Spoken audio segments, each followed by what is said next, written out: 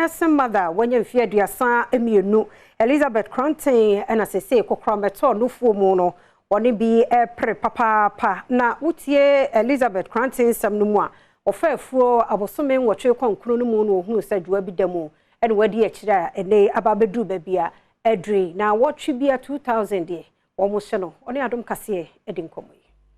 Elizabeth Cranton edimfie eduasa mienu no fomu kokram abeto no fomu a ede wo haw ene kodana abre woni ne busua ochesa afimpinu ne eduonu mu ene ohu se badwoa eda no fomu a sabre no no wanyem bosome enwotwe ochirese no onim se obuwie a ankabeko nanso ankoba ne saa ode ne haw eto Adom Kasee enim.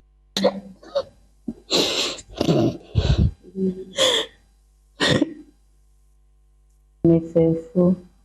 Minya be 8 months to 9 months na me hu say adwa beda me phone nti me catch me midwife na medical hospital but no more ka say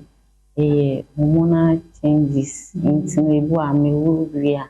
me besi di me bana ebeko by still me wi ekra na ewo na pains me so cause nti no ehonu na me started send the hospital na me which me breastfeeding over me breastfeeding kakra that time na my mama no want me ba kakra na me dey call inkle no mo prefer me call kolebu say ehonu na me started treatment just scan nti mo share scan no mo ka say enye yen call no na omo hye wa anu no isia ekuro no wa anu wiki bia so ne heko ideas anu wa me do it's inside of what I said omo me na me Sisidi onene kunu kwaku abe abrabomwa yede ama wo mu pa sansa na watwe bia wansa sika kwa na nya Ghana cedi empemienu 2000 Ghana cedis ene nyina wode etwadru esade no akokolebu abaya resabe ama doctor for ahwe no ochiremu se de edu ne die agese Ghana for ene adofo ebemu ebeboa wo mo say Ghana for mo because adunya ya me say mu stay na ase esroma mo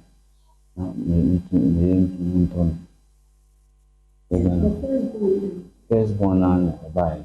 obibi opese wo so wo asne betimi ede sika afasa mumu number yiso 0240187176 0240187176